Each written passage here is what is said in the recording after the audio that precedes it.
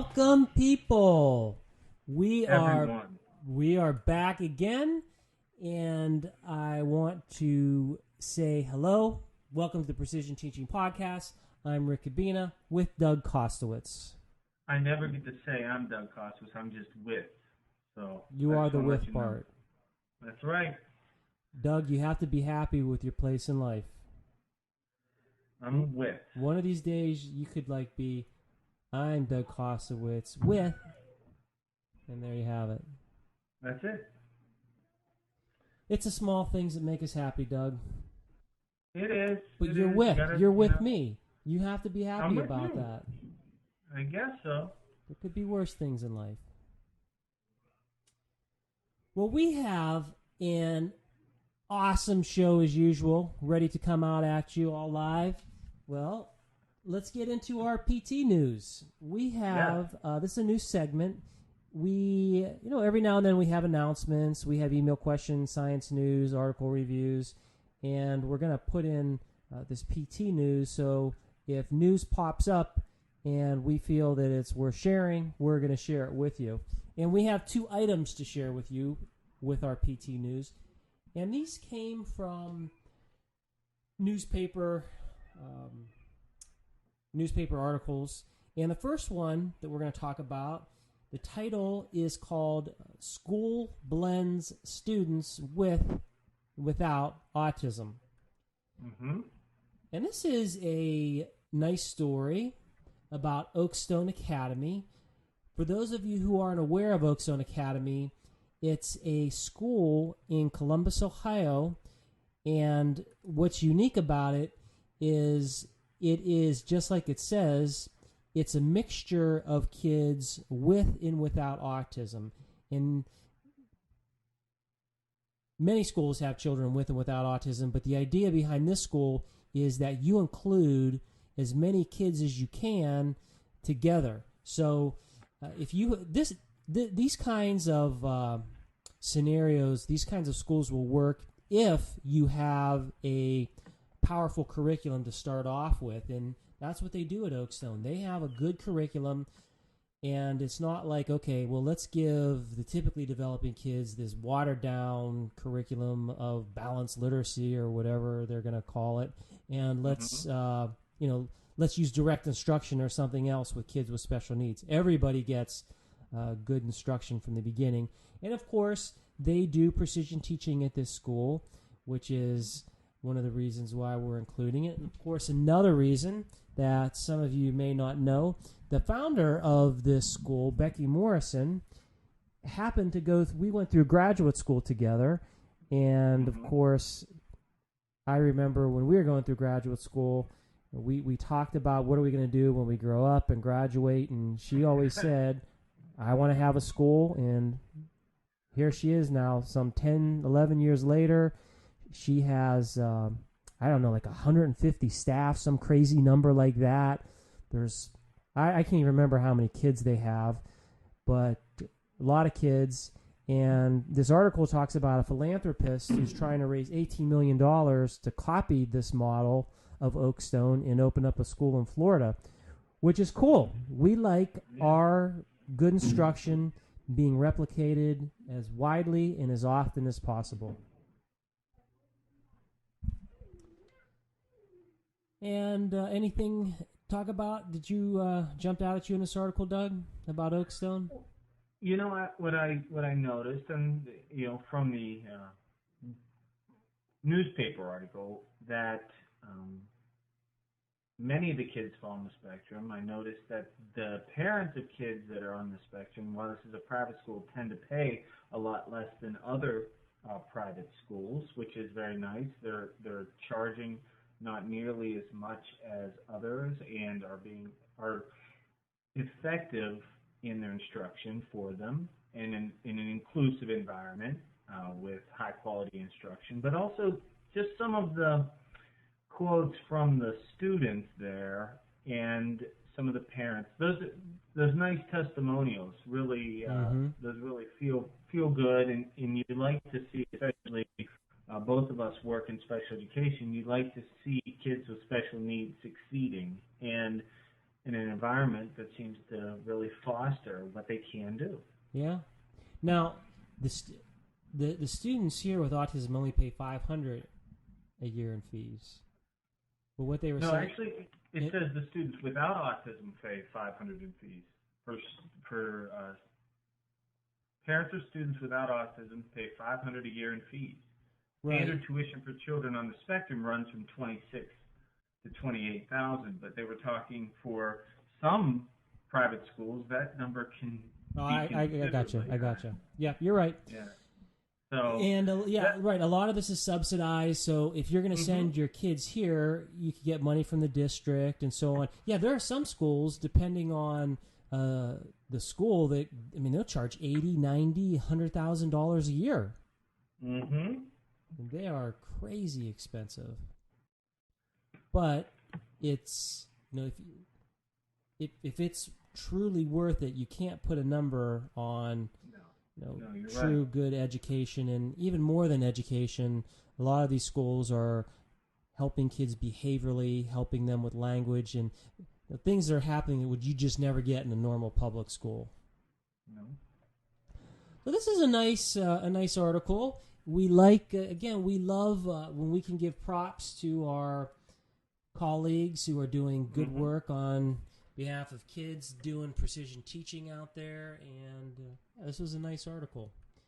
We have another article that was in the news, and this was in the last one was in the Columbus Dispatch. This one's from the Intelligencer, which I love that name, Intelligencer. That's kind of like a cross between, like the Punisher and being smart. I didn't see that cross, but it's interesting. Yeah, I like that. Rick Cabina, the Intelligencer. He strikes when you least expect it. He improves intellect while also fighting crime. There, yeah, I like it. This article is called "Authors on a Spelling Mission," and it talks about Michael Maloney. Michael Maloney, one of the, he happens to be our interview today. But Michael Maloney has been a precision teacher for a very long time. He's one of the veterans that we have. And he has a very successful series that he sells, which is called Teach Your Children Well. And it's for reading. And he has a number of lessons in there. And what he's doing now is he's coming up with a spelling series, which it's called Teach Your Children to Spell Well. Mm-hmm. And of course, Michael uses precision teaching. When he creates his curricular materials, he uses a direct instruction model where the curriculum is well balanced and it follows logical rules. So there's sequencing of content, and it will be cumulative and build upon itself. And it's a well structured curriculum. And of course, he uses precision teaching with his particular approach. And I think that's one thing that is great, but we need so much more of it, is in our community, we need people making materials. Because otherwise, what you have is using, whatever's out there. Not that there aren't good things out there, but with the level of experience that people have in precision teaching, it'd be nice if we had more materials available for people. I think in the educational community, there's a plethora of the fly-by-night curricula that... In the what community? I said the educational community. Oh, yeah. I said in the educational community, there is a plethora of fly-by-night curricula that tend to just maybe pull one or two things that kind of sound and look good, and then entire curriculums are built around those instead. And so what a teacher ends up doing is being forced this, but then has to do, if they know about precision teaching, you do that on the side. Mm-hmm.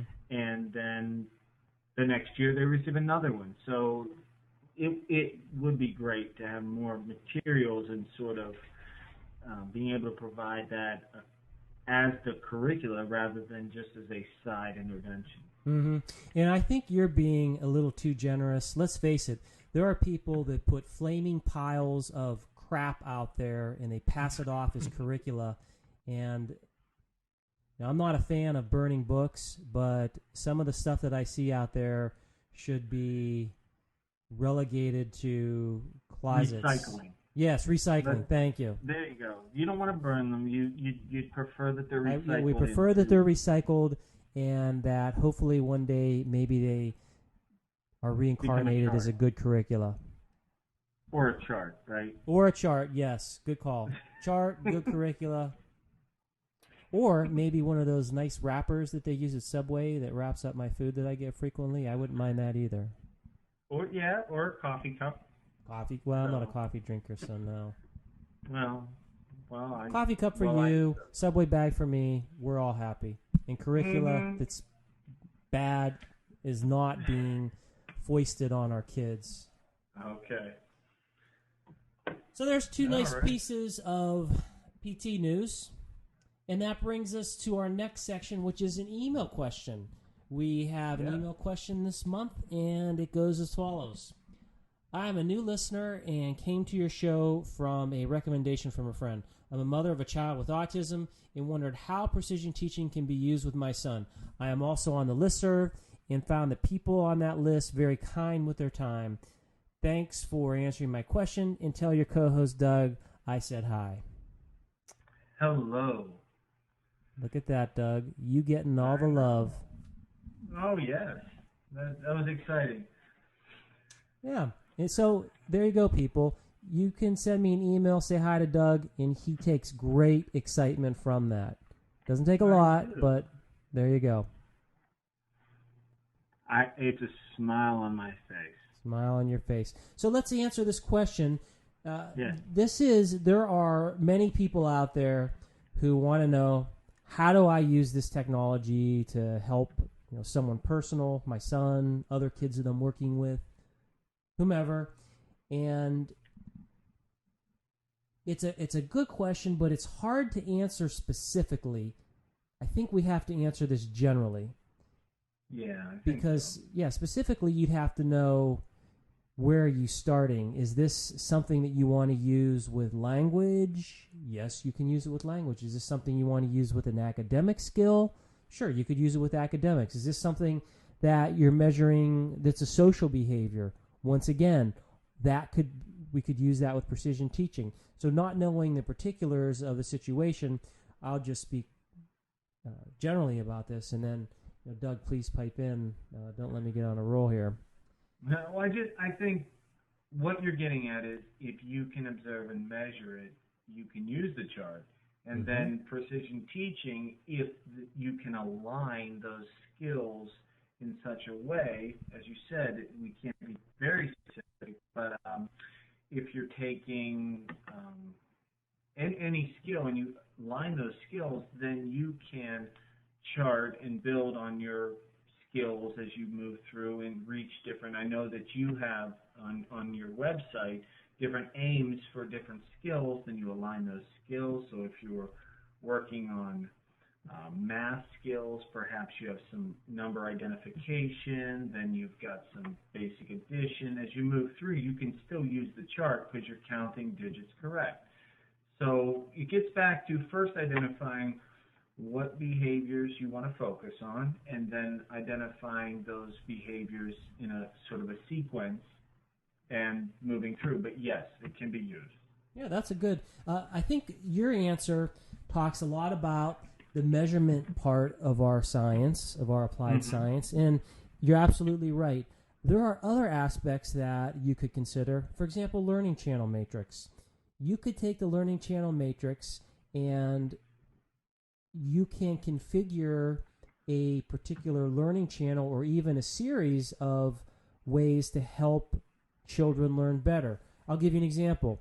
I work with a school quite frequently in Hershey that's called the Vista School, and that has students with autism there, mainly. That's who goes there. And there are different skills we work with, and one of them, there are some skills that some kids have problems learning, such as quantity to number. How do you get kids to learn? Here's a quantity. So let's say you have 3 bottle caps, and then how does that match up with a number? And what I did is came up with it's either a 4 or 5 part way of going with learning channels, where you start off with one skill, and at the end you see a quantity, and let's say you say the number, or you see the quantity and match number. I can't remember how it works, but nevertheless, using the learning channel matrix was a wonderful tool for me. It helped me figure out how do you start with something easy, and how do you build a more sophisticated behavior, and how do you use these different channels. So whatever you're interested in, that learning channel matrix is wonderful in helping you generate ideas. It's wonderful in helping you think about new ways to approach learning.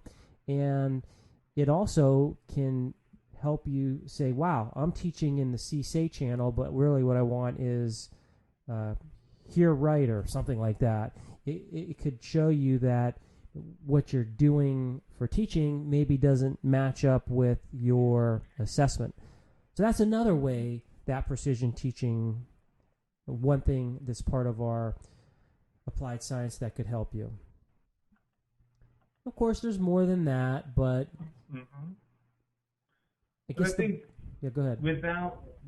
I think without specifics, it's more of a general yes, and then perhaps we'd like to hear more. Perhaps with a more specific situation, the feedback can be more specific. But I think a general yes, it can.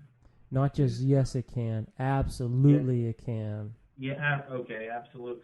Well, you're just taking everything I'm saying and just increasing the intensity of it. First, it was the curriculum. Now it's this one. So I'm going to have to just call me the topper. I'm going to top you all night tonight. Exactly.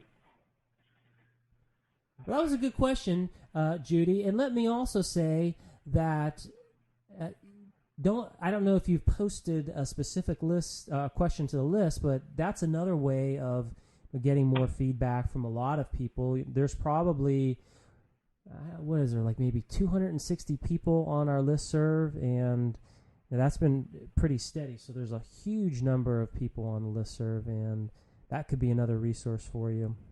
We have lots of other resources too. I mean, we have that. We have a conference in November that's coming up. This year it's going to be in Seattle, and if you can make it out there, that's a great place to firsthand meet people and ask them questions directly. And I don't think I'm being partial here, but we happen to have a great group of people, and everyone's always happy to talk to people who are new and interested in what we have to offer the world in regards to education, therapy, whatever. Great group of people. This is an excellent, fantastic group of people. Well played, sir. So thank you, Judy. We love it that you're from California listening to us. We can now put a pin in our map that we have someone in California listening to us. All right, let's move on, and let's go to science news. We need a science theme, though.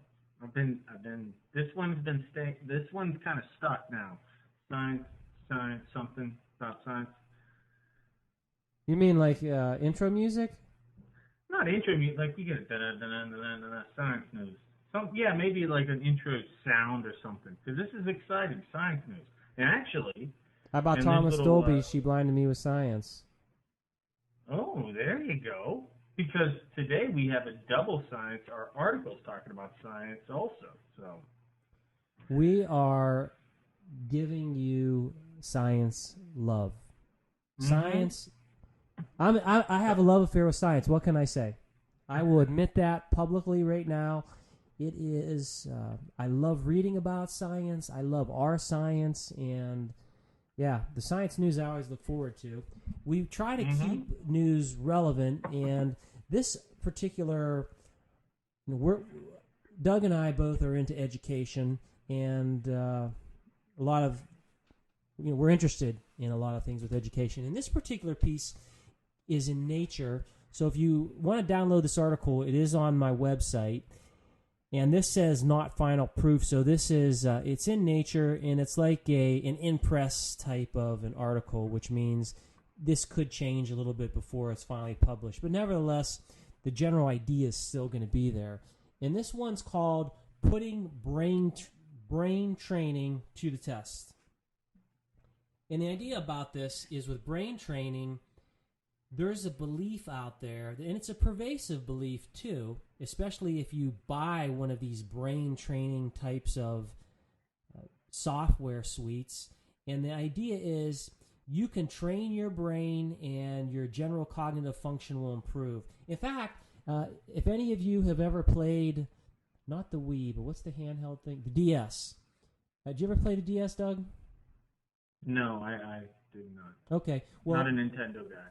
Well, they have these games that are called like Brain Gym, and what they have is like maybe there's a Sudoku game in there, and then maybe there's some kind of memory game, and at some point someone did some kind of study, and Nintendo got a hold of it and they're like, see, if you buy our software, you're going to get smarter, and your brain's going to be more flexible, and blah, blah, blah. And it's out there. People who want to sell a product love the fact that the idea like, hey, if you buy our, you're not just playing a game, but you're actually, your cognitive function is going to improve. You're training your brain. And guess what? Guess what the article says here? Not true.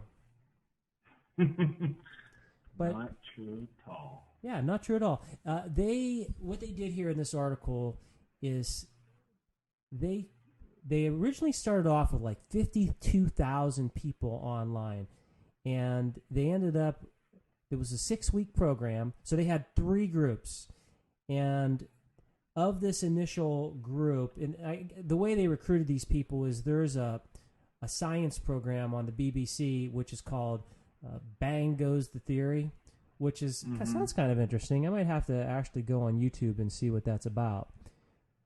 But somehow they said, hey, look, we're running this study. If you'd like to do this study, then we have, go to this website and we'll tell you what you have to do. So they had these initial benchmarking assessments, and the benchmarking assessments were these neuropsych batteries of tests. And these tests were like cognitive functioning, reasoning, short-term memory. Spatial reasoning,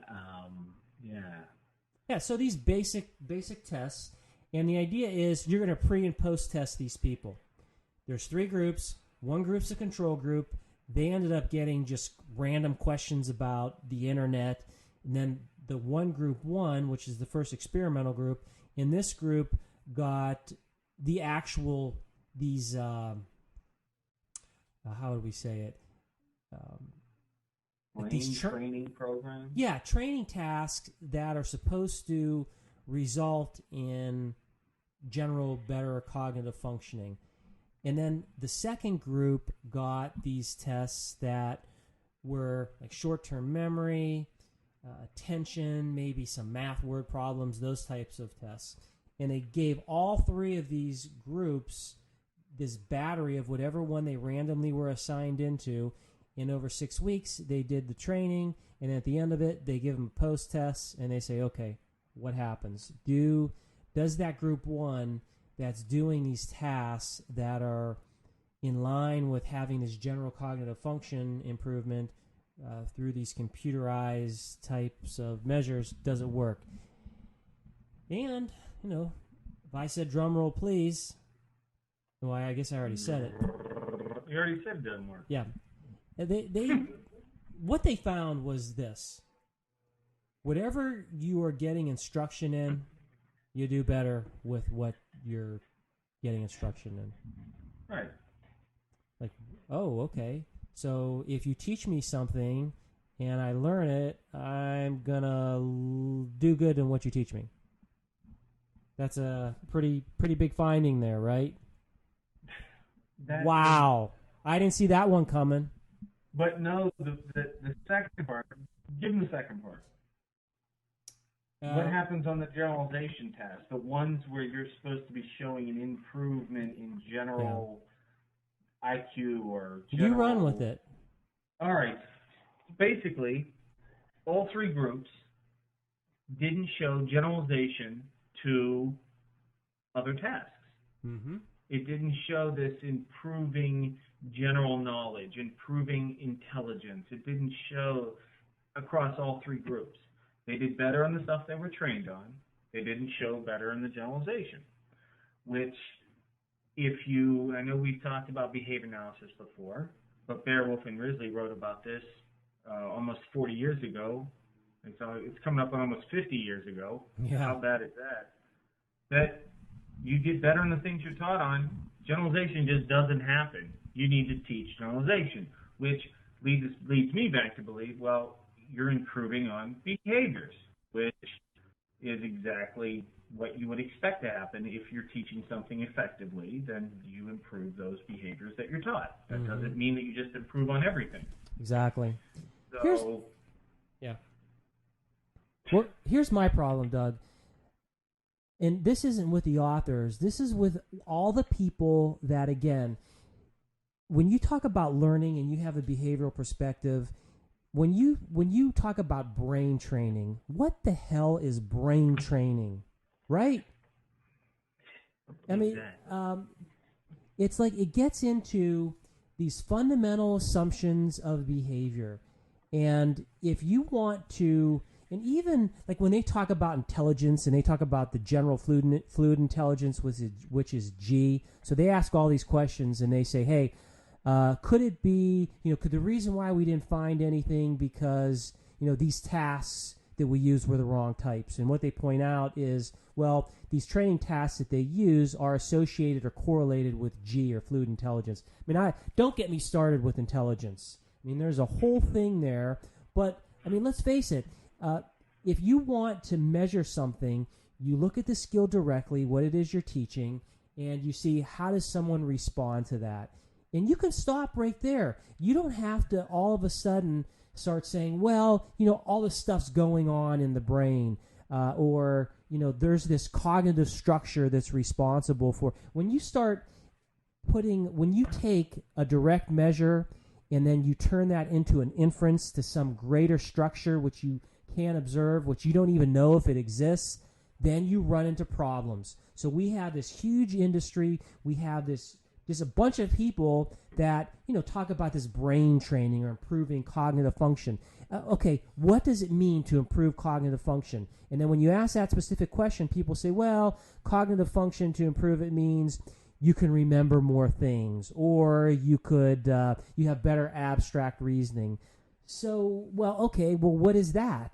It's just if you want to teach somebody whatever abstract reasoning is, define what the heck it is, teach it directly, and then, of course, if you wanted to generalize, we could talk about what you were saying, Doug. We could get into looking at, okay, how do we promote generalization? But the big issue for me with this is, and it's even in the title, putting brain training to the test. I mean, you're starting off with a flawed concept to begin with, this idea of brain training, because it's so general and you're ascribing. I mean, again, I'm not saying that the brain's not involved with learning. What I'm saying is look at behaviors directly. If you want to know about addition, you don't need to speculate the processing ability of someone's brain. Teach them things, try things, see how it works, measure your results, and then you'll know if it's working. You don't gain anything by speculating into the inner workings of someone's mind. All right, let's move on to this. Yeah. Take a breath. We're moving on to the article. Article review. In this article, I've heard of these authors, I'm not sure. The name of the article is An Initial Survey of Fractional Graph and Table Area in Behavioral Journals. Wow. And it's the authors, I've heard of him. His name is, last name, I don't know how to pronounce it, Kubina? Mm-hmm. Oh, that's you, right? Okay, and then there's me, and then Sean Datchuk. And perhaps maybe you want to give this intro, or you want me to do this? Nah, I talked myself out over the last one.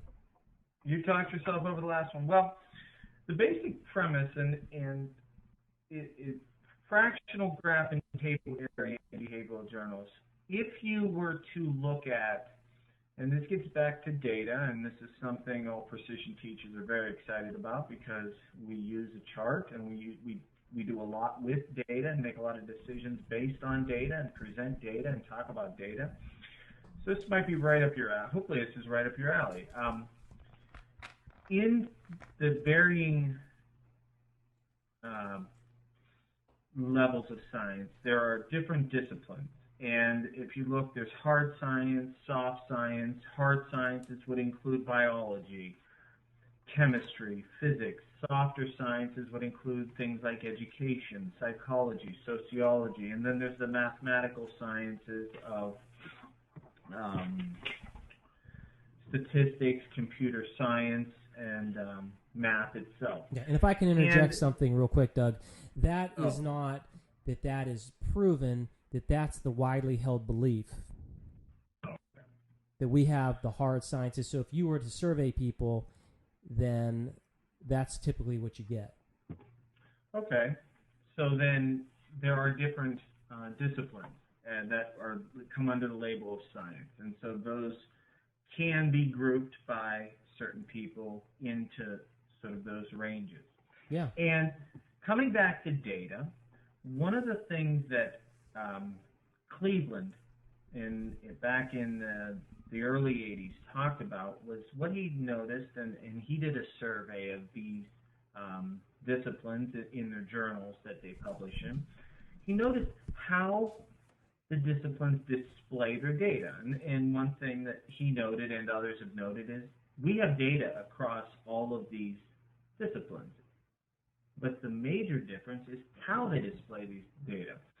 And what he found is these chemistries, biologies, the ones that most people would call harder sciences, tend to display their data on graphs, graphical displays of data. Whereas you move towards the softer side, they tend to display less data on graphs and more within tables. Mm-hmm. And so what we did was we put the behavior analysis, or journals that are dedicated to behavior analysis, under the microscope and went through and measured. Well, actually, you didn't do a lot of the measuring. I did a lot of the measuring, and Sean did a lot of the measuring, but we went through and measured in many, many journal articles across, I think, 11 different journals, and we found how much page space. So we weren't evaluating the quality, we were only evaluating page space dedicated to different displays of data, whether they were graphical or whether they were tabular. And so to make a long story short, we found a range even within the behavioral journals. And it was interesting. Add in anything you want. I'm going to kind of summarize some of our results. So what we found was there was a distinction that when a behavior analytic journal was focused on more, or the flagships, or psychological or animal, more tabular or more graphical displays of data, more that was dedicated to more page space. As we moved into softer sides, such as educationally based behavioral journals, we saw less and less page space dedicated to graphs. So what we did was then put them on the continuum of FGA, fractional graph, or fractional graph area, and found that if you fractional graph area is the amount of page space. It's a ratio of page space to total page space that is dedicated to graphs.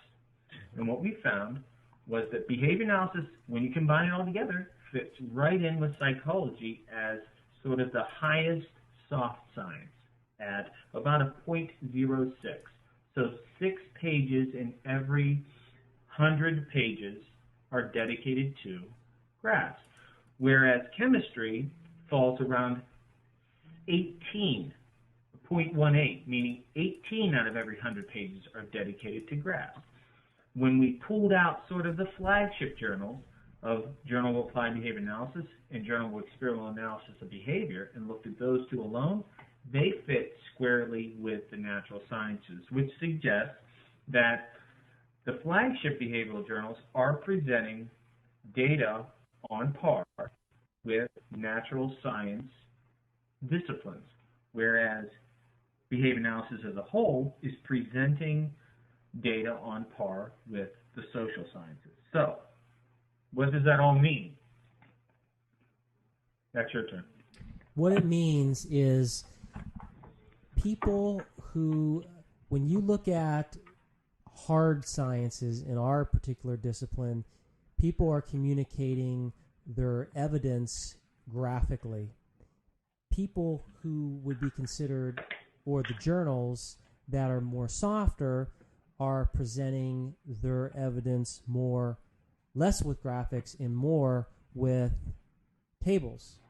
And it's important because that finding, our finding, replicates a long survey of, it fits into this line of research where if there are reasons why people use graphs. Graphs can show you subtle patterns in a behavior that you would not see with numbers. And some people don't even use numbers. Some people would just use words. So how do you communicate your evidence? You could tell somebody about it and write it in words, or you could take numbers and put it in numbers, or you can graphically represent that. And this all means that in behavior analysis, the hardest of our journals, for example, JABA, JAB, we look at those two as the two flagships. They had the highest FGAs of anything. And that's important to know because, in the lowest ones, like cognitive and behavioral practices, there you got the cognitive word in there again. That happens to be the lowest one of FGA, and also, actually, they were the lowest display period in terms of sharing graphs and tables. So this is we didn't have the Journal of Precision Teaching in here because this was looking at behavioral journals, and the take-home message is communicate your results graphically. If you do that, you can share your results. People can scrutinize your results.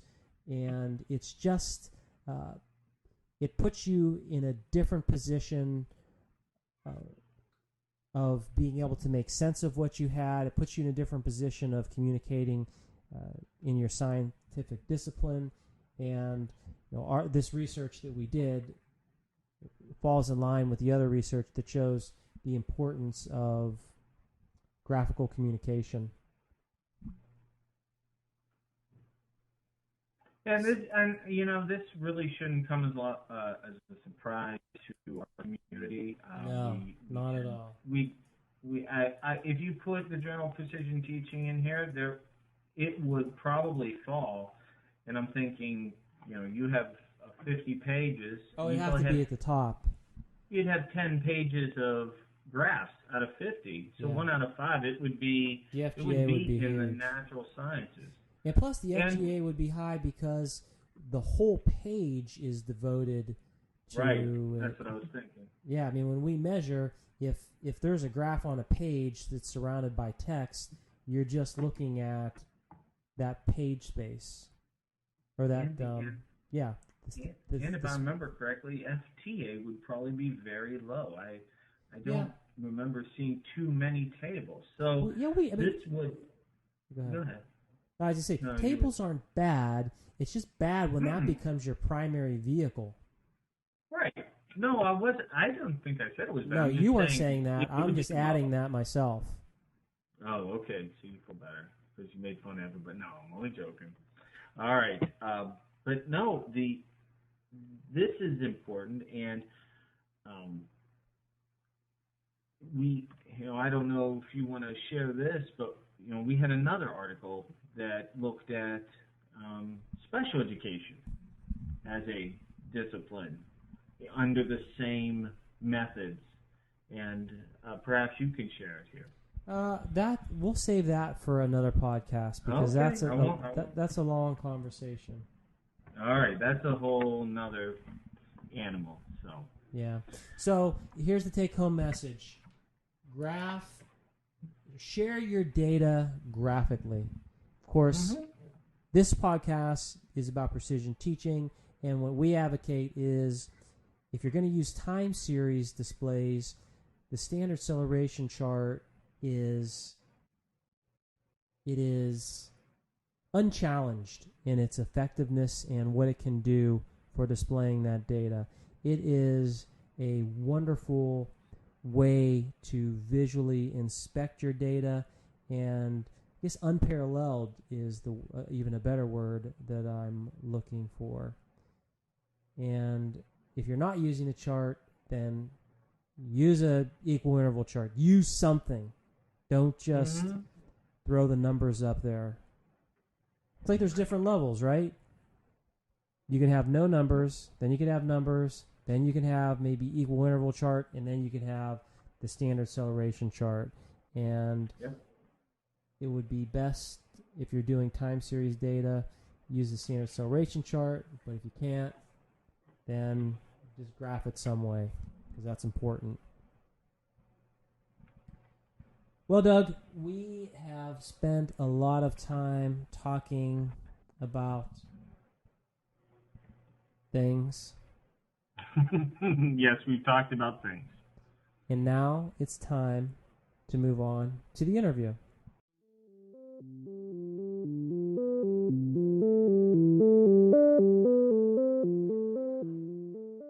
I would like to welcome Michael Maloney to the Precision Teaching Podcast. Michael, welcome. Hi, how are you doing? I am excellent. I am very pleased that you and I have finally had the opportunity to get our technology working and to get this interview online. No, go ahead. That 49th parallel seemed to have tripped us up. Yeah. But we figured it out. Two bright precision teaching guys. We got it going. So let me start off by asking you, Michael, could you share with the audience how did you get into precision teaching?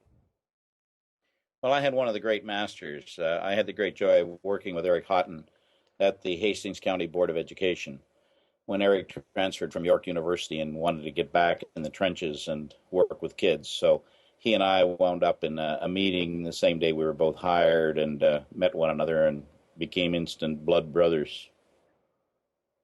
So, how does that work? Like, do you have a chart parent, or did you? Yeah, Eric would be my chart parent. Eric's your chart parent. Ogden's okay. my chart grandfather. Okay. Very direct lineage. And you've been doing precision teaching for a very long time. And so you met Eric, is that when you were doing precision teaching? Is that how it started? No, Eric taught me precision teaching. Eric and Elizabeth both taught me precision teaching techniques. I had just spent the summer with Zig Engelman out at the University of Oregon learning my direct instruction. And of course, Eric and I both came from a behavior analyst background, so it was a pretty perfect fit. And he taught me everything I ever learned about precision teaching, and I taught him a whole lot about direct instruction, and we started combining them in classrooms. Yeah, that's, I think, as unfortunate as it is, you're probably one of those rare people that actually has an extensive knowledge. I mean, a lot of precision teachers, I think, know about PT, but not necessarily things like direct. I mean, some people do. So that you had that experience that's amazing that you studied under Sig and Eric. So you took that experience and you started a learning center. Is that your path? Well, we were a little more A little more direct than that. Basically, Eric, myself, and a group of about 8 people, a couple of Ogden's trainers, Linda, oh, names escape me here because it's been 35 years.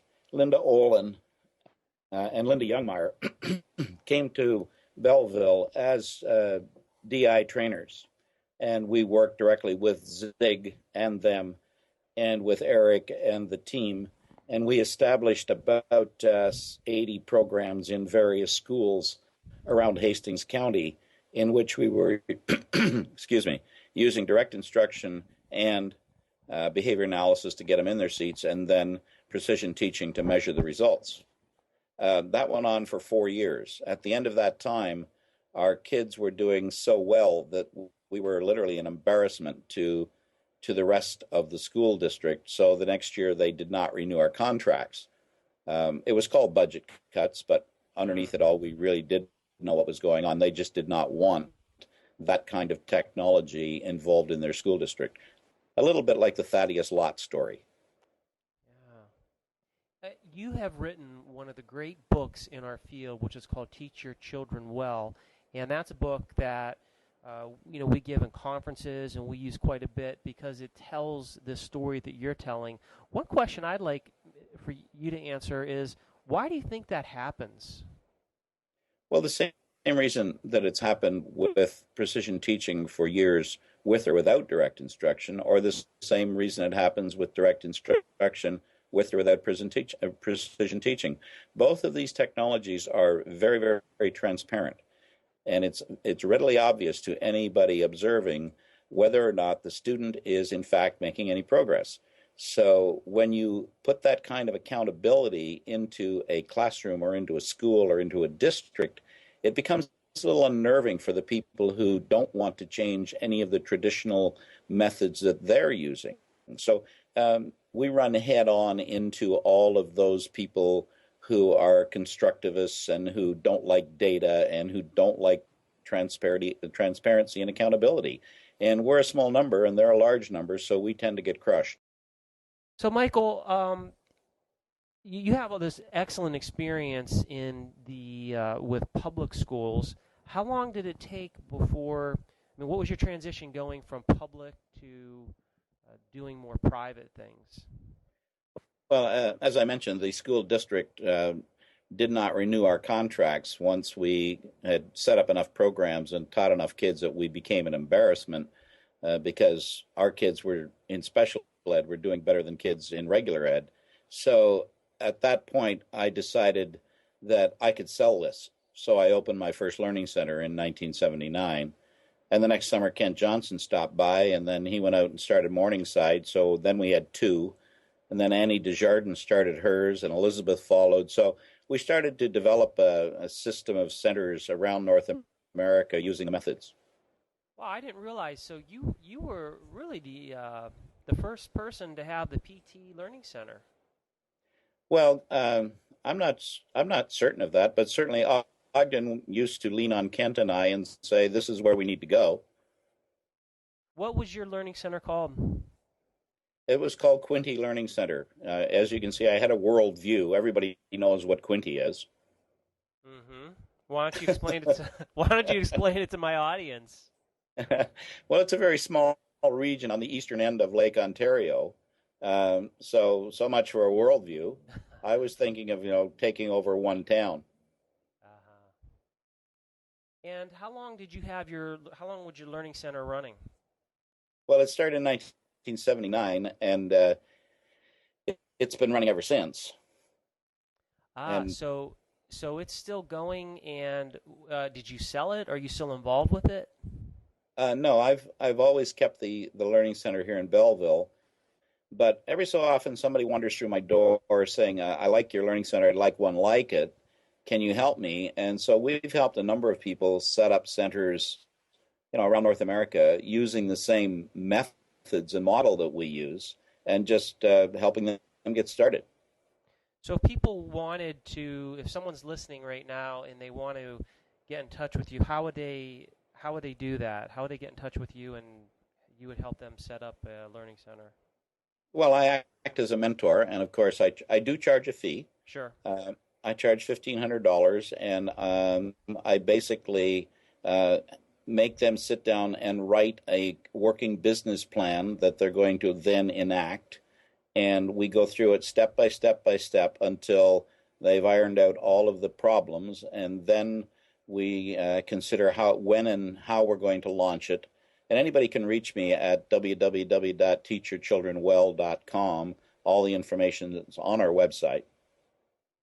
Okay, that's excellent. I have to say that I wish I knew about that a few years ago because I tried to start a learning center which failed miserably, and I understand why it failed miserably because the business plan wasn't very good and we didn't advertise very well and so on and so forth. But nevertheless, having someone like you that's experienced is, I mean, that's a wonderful service that hopefully if anyone's thinking about opening up a learning center, they take you up on that. Yeah, well, they tend to think when they open it that they want to work with kids, but they forget that there are whole sets of populations out there who could use your service. We do a lot of work with injured workers, guys that quit school in grade 9, then they went and got a job. Now they got injured. They want to send them back to college in order to get them a second career, but these guys can't read. So we Yeah. spend a lot of time working with people like that. We work with individuals who are intellectually challenged and teach them literacy skills. There's just a host of different audiences out there, or client bases out there that you could tap into if you think about it. But that's where 30 years of experience tends to help you a bit. Yeah. So you're right now. What are your main activities in turn? So that's one thing you may do, but I'm assuming that's not what your main is. Your series that you have for reading, and Yeah. is that in? No, my main job is to be Johnny Appleseed, and we just do it in a lot of different formats. I mean, we did it with software, with Scholastic, with Math Tutor. We did it with learning centers, trying to help people get set up. We're doing it with books in different groups of people. What we need to do is to seed enough of our technologies, direct instruction, precision teaching, behavior analysis, into enough places that after we're long gone, they're still growing. And so whether it's books or software or learning centers or consulting, it really doesn't matter. It's all directed at the same end. Mm-hmm. And what do you have in regards? What's your whole cachet of educational products? Well, we have a series now for teaching beginning readers from K to 8. That's the Teach Your Children to Read Well series. Then we made it age appropriate for kids who are older than the young kids, but still read like young children. We called it the Toolbox series. And then we've developed a series of math programs and a series of spelling programs that will work up until K to about grade 4. That still needs work. It still needs 2 more sets to bring it to the end level. But I'm working on those. Then we'll have to do the reading comprehension materials. Mm-hmm. Wow. So I've got probably another 20 or 30 books to write. Oh my gosh. And how long does it take you? Like, how much time does it take to write a book? That all depends. If you have a good editor and if you have someone who's really good with the graphics, all I have to do are lay out the formats and bring in the examples and non-examples. That part's relatively simple once you learn instructional design principles that Zig Engelman will teach you or Doug Carnine will teach you. But from that point on, it's really a question of how good are the people that are putting the material together into the book. And Lynn Brearley, my lady and my life mate, has been the person that has done that for the last 10 years. Now I have to replace her because she's retiring. Yeah, that. Well, I wish you luck with that because I'm sure when you work with someone so closely, there's life's pretty easy, but there's probably a lot that goes, a lot of things that you develop that you don't have to worry about after you have such a close working relationship like that. Uh, So you're starting the news item that I shared with our podcast today is that you're starting a spelling series. And Right. We've written the first two modules for the grade 1, grade 2 kids and for the grade 3, grade 4 kids. Okay, and so explain a module. Would that be a year's worth of instruction? Yes, and it's always we try to do it in 60 lessons so that we know that teachers aren't going to get to spelling every day. They don't even get to reading every day. So consequently, we try to reduce the numbers so that they can get through a program in one academic year at school. So your programs are, you market these not just to schools, but to homeschoolers, to whomever is interested in helping their kids learn to read or spell or do math better, correct? Yeah.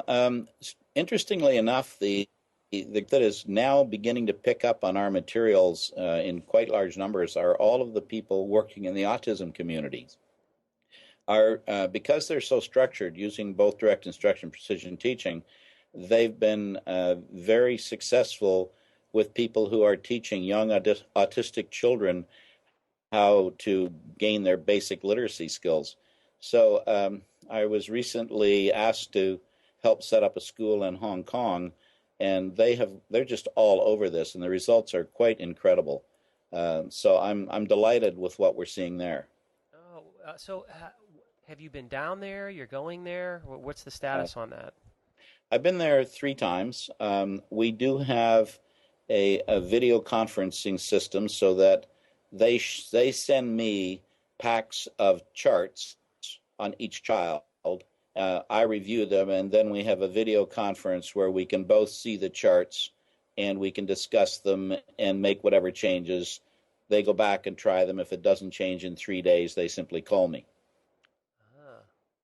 And so the charts that they have are hand written charts, so the paper Absolutely. charts? Yeah, paper charts, standard accelerations, daily paper charts. I kind of insist on that. Yeah, that was I was going to follow that question up. What do you think about all of the templates that are being out there for the chart? I mean, do you see a place for them? I don't know because I've never used them. In my world, I want the child to have a file that goes into every tutorial hour or into every classroom hour with them, and the teacher has the physical paper chart right there. My belief is that teachers may not take the time to go to a computer and review their charts and make decisions based on the data.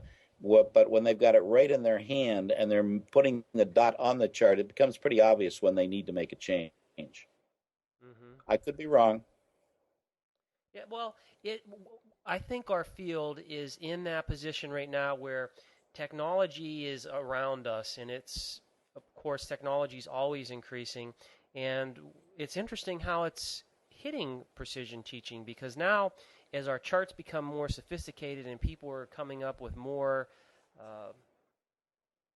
better templates, it does offer some alternatives, but I suppose the only way to really answer this would be to look at data and, is one way produce better decisions? Is one way more efficient with the learner and the teacher? And, there's lots of questions that could be asked. Yeah, and I think until we get to a point where the software looks at the chart for the teacher and says, this is not at times 1.2 or 1.3, and it flags it for the teacher and says, today you need to look at these charts. Maybe then teachers would go to their computer and check them out. But my concern is that they'll get the data, but they won't use the data for decision making. Yeah. When you work with these schools, how do you get that point across? I teach them to become fluent charters to start with, and then I make them send me the charts so that we can review them together, and then gradually I'll cut them loose and let them make their own decisions. I see. So the first step, fluent charter, you understand what you're doing, then work 30 with dots per minute. And then the rule is very simple. 3 days of flat dots means a phone call. Excellent. Yeah, you have developed one of the best those decision rules that you have. I frequently will share those with people and reference you And those are excellent decision rules and are very, very useful.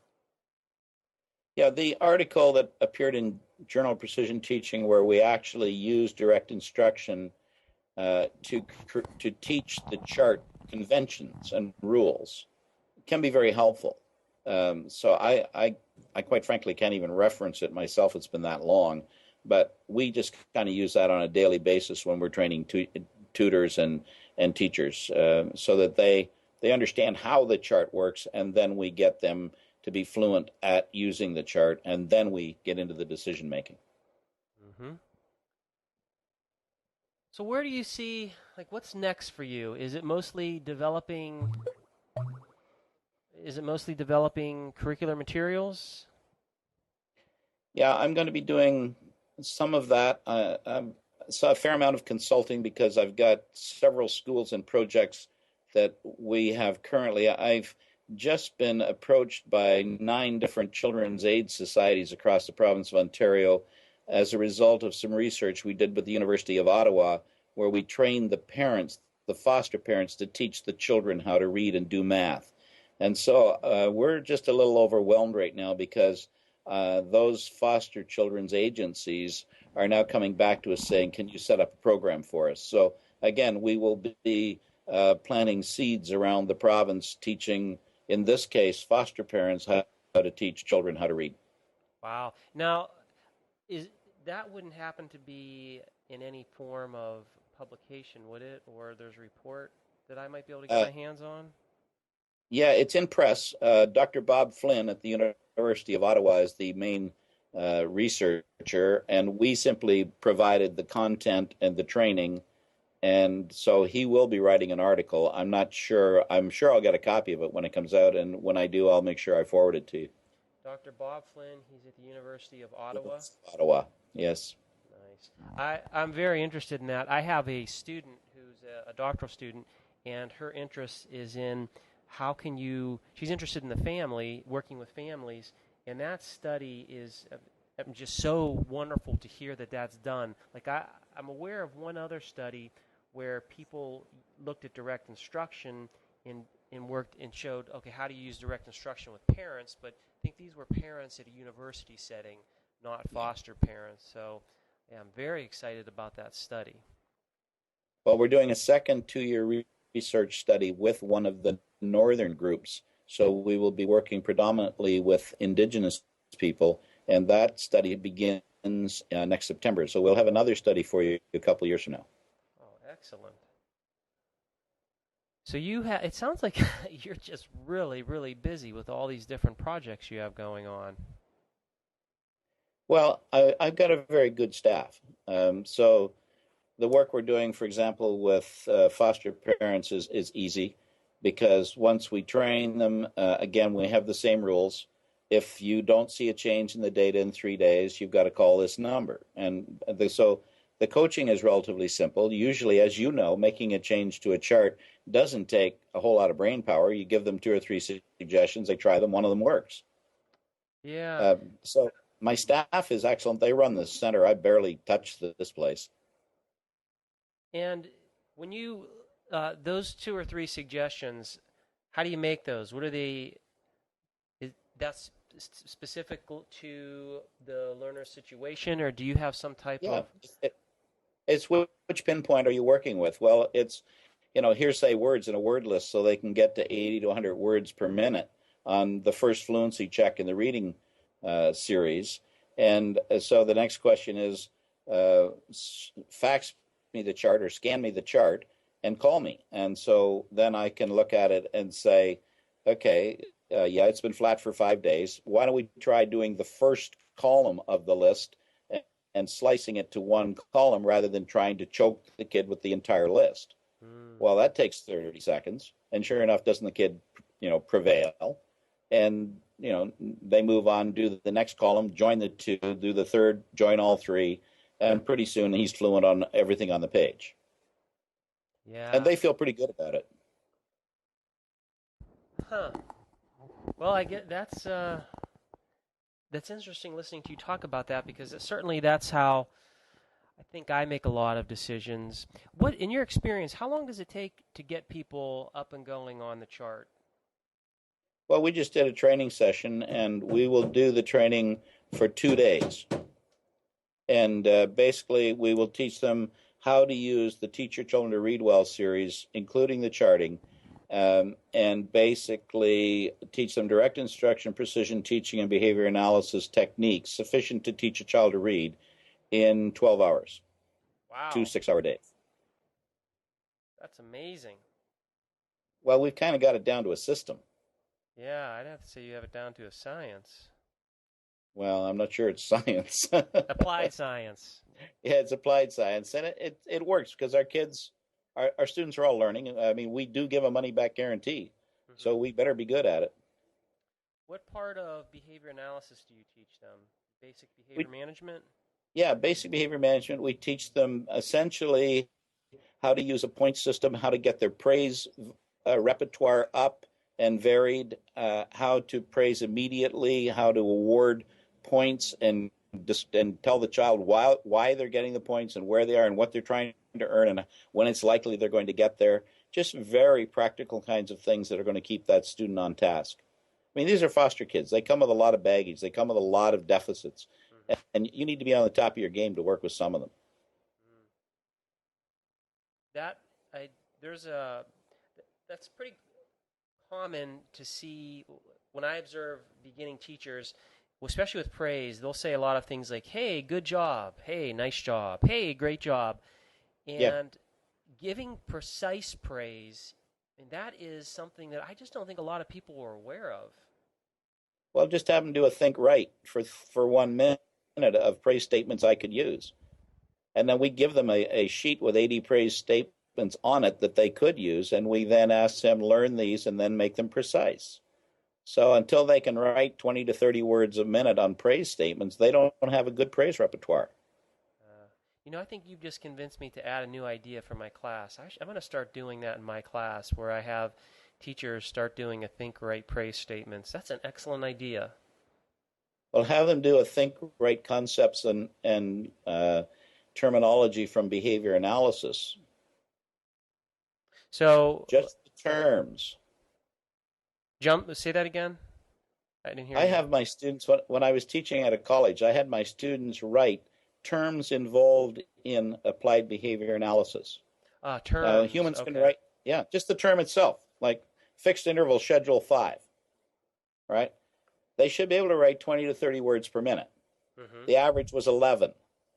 Wow. The low was 3. The high was 16. But what it basically says is these people do not know the lexicon of their discipline. If you can't even label the concept, what do you think you know about it? Yeah, that's an excellent point. It's a good way to find out who's strong and not, and who needs help in a classroom of college students trying to learn to become behavior analysts. Mm-hmm. This is why I love precision teaching too. Just listening to you speak, here's a number that we can quantify and say this is where you need to be, and then when you compare performance against that standard, it just tells you so much. So if the aim is 30 and someone's at 3, we know we have a lot of work to do with that person versus, okay, well, this person's at 15, they're halfway there. Yeah, and equally important, if you do it 2 or 3 days in a row and you see them go from 3 to 6 to 9, you can pretty much tell when they're going to hit 30. Yes. So it's helpful to both sides. That's the beauty of our science. Mm-hmm. And you would think more people would want that information, and you would also think with all of our track record and all of the wonderful things that people keep doing, replicating it place after place, that more people would want to do it, but that's just not how the way the educational world works. Well, most of our community is made up of academics and educators. It's not made up of marketers and business people. No, that's true. So, they tend to look a little more inward than outward. I don't see a huge marketing thrust to make precision teaching the next great metric. Mm-hmm. It seems, though, like there's lots of, every now and then there'll be these business conferences and these people that have millions of dollars that they want to throw at something that would help us produce kids that are more competent in math, kids that can write well, kids that can really comprehend. So it seems like we're just not somehow connecting with that market. It's true. We're not. And we need to.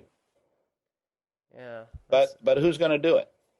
What people within the precision teaching movement today have connections with those people, have relationships with those people, have even got their phone numbers? True. Yeah, it's not me. So we got to know. Yeah, I know, and it's not me. I'm so busy doing other things that if they find me, fine, I'll go. But they're going to have to find me because I don't need any more projects. Yeah, that's true. Huh. So you have right now. It just sounds like you're involved in so many different projects, and do you see yourself? So let me see if I can recap this. You do stuff with schools, public Right. and private. Mm-hmm. You also have you're involved in some research where you're working with some foster parents and some students. And do you also work with businesses? No. I'm working with the autistic community, with the homeschoolers, with the foster parents, with my own tutorial students, with basically Rotary International. Mm-hmm. I happen to be a Rotarian, and I'm a literacy chair for Rotary. It's fairly diverse. Well, Michael, we are approaching the end of our interview, and I'm always amazed at how fast the time goes. And I could talk to you for another hour, but unfortunately, we don't have another hour. So that means that at some point in the future, I'll have you back again. But is there anything I should have asked you, or something that you wanted to say that we didn't talk about or cover? Yeah, one of the things that I'm most concerned about is the fact that we are not duplicating ourselves. Many of the people within the precision teaching movement are getting gray and getting older, and I'm not certain that we are replacing ourselves with the next generation of young, bright precision teachers. And if we don't do that, the writing is on the wall that we will be like the dodo bird. So I think we need to pay attention to replacing ourselves and basically duplicating what we have to ensure that it's going to outlast us. I'm sure Ogden, spent his life doing that, and he would be very disappointed if we didn't continue to do it in his stead. I cannot disagree with you at all. When I was a graduate student in the early 90s, I became very interested I've been interested in precision teaching since I was an undergrad, but I became involved with the community and started seeing who was around probably in the mid to late 90s. And as a student attending conferences, I looked around and didn't see a lot of people like me. And that's right. I don't know what the answer to that is. I mean, my goal as a professor is to do exactly what you're saying, is to perpetuate and try to bring people into our fold to show them what we have to offer, but I don't know how else we would accomplish that. Maybe, I guess Og's big thing was to be a chart parent, and that would be another tactic to helping people learn our technology. Well, as behaviorists, we have to answer the question, what's in it for me? Sure. The people we bring on, it has to have a reward attached to it of some type. And I'm not sure we've ever sat down and tried to figure out what are the rewards for this. That is a wonderful point. Well, Michael, this interview has been wonderful, and I'd like to thank you on behalf of our audience. This was very enlightening, and I appreciate you taking time out of your busy day to talk with me and talk with our audience. Well, thanks, Rick. It's great to hear your voice again. It's been a long time since we've been together, and I'm delighted to be part of your podcast series. Anything that I can add, I'm delighted to do so. What you're doing is very important. You need to know that. Spreading the word is critical, and you've taken this upon yourself, and I'm just delighted that you've done so. And I know you've got a great number of people to interview, and you'll get a whole lot of great ideas. So keep up the good work. Thank you. Well, thanks again, and I appreciate you joining the Precision Teaching Podcast. Take care. As usual, another great interview. Thank you, Michael Maloney, for sharing those insights with us. That brings us to the end of the show, Doug. Any comments? Anything you wanted to say, forgot to say, would like to share with our wonderful audience? I look forward to more of your questions, and if anybody wants to say hi to me, please feel free. I take all hellos and shout it right back at you. So yeah. Remember, hello and goodbye. It's in the contingencies, not in the mind. That's right. I'll leave you with that nugget of information. It's a good nugget. It's a fantastic nugget of information. It's a great nugget. Okay, on behalf of Doug Kosowitz, I'm Rick Cabina, and I thank you for listening to the Precision Teaching Podcast.